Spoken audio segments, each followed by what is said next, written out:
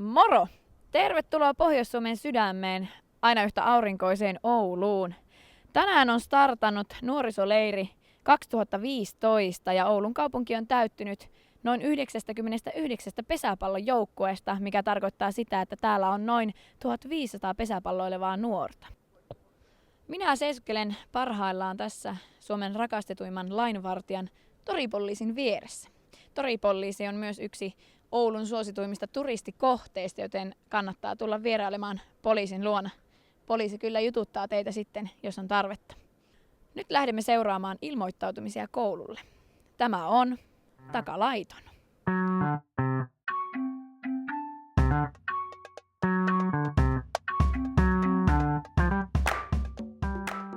No niin, nyt ollaan saavuttu tänne Karjasillan koululle ja tämä kouluhan toimii sekä majoituskouluna, mutta sitten täältä myös löytyy kilpailukanslia, tuomarikanslia ja leirikanslia, eli kaikki tärkeät asiat löytyy täältä koululta. Ollaan tultu tänne fiilistelemään vähän leiritunnelmaa ja tarkkailemassa, että millä tavalla majoittumiset lähtevät käyntiin.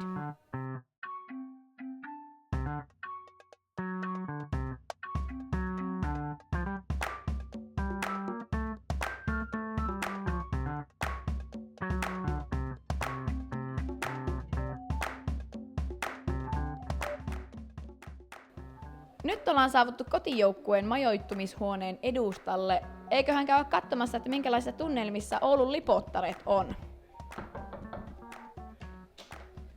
Terve Lipottaret, saako tulla käymään? Okei, tässä mun vieressä seisoo Lipon pelijohtaja Elisa ja sitten pelaaja Jessica. Mulla olisi teille pari kysymystä. Ihan ensimmäisenä haluaisin kysyä, että ootko nää Oulusta ja pelaatko nää pesäpalloa? On joo, Kyllä. Kyllä kuuluu vastaukset. No seuraava kysymys olisi sellainen, että mitäs pesäpallo merkitsee Elisa sinulle valmentajana? Sellaista harrastusta, missä ei tarvitse yksin tehdä. Saa muiden kanssa tehdä, eikä yksin juosta. Erinomainen vastaus. Joukkueen lajista on siis kyse tiedoksi kaikille. No mitäs sitten Jessica, mitäs pesäpallo sinulle merkitsee, kun sä oot kumminkin pelaajana täällä leirillä?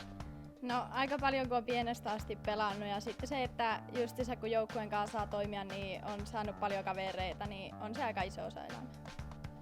Seuraavaksi on luvassa reaktiokierros, jonka nimi on #nopeat. Kissa vai koira? Koira. Sika vai nauta? Nauta.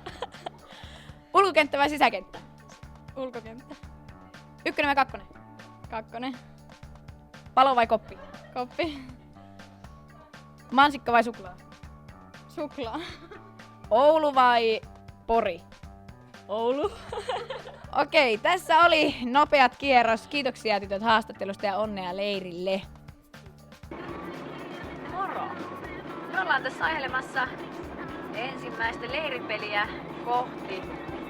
Mennään katsomaan, että miltä näyttää C-ikäisten leiripelit.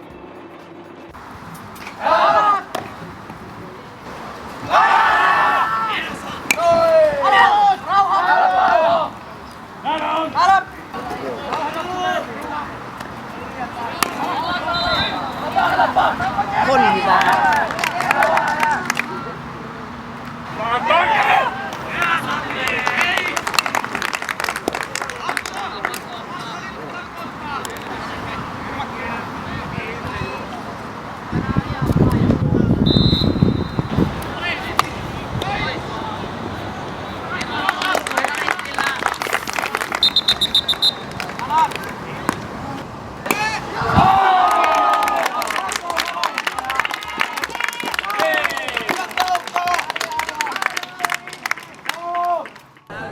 Hyvää iltaa, leirin kansa. Me olemme tänään löytäneet paidoista päätellen Jyväskylän kirittäret. Hyvää päivää, kirittäret. Moi. Mitkäs fiilikset on nyt leirin alussa? Hyvät, eka voitto tuli. Hyvät, huikeet. Eka voitto tuli. Joo. Hienoa. Sellainen kysymys teiltä, että mitä odotuksia teillä on? Kakkospuolelle. Ja Pelataan pojista Rami Ruohonen.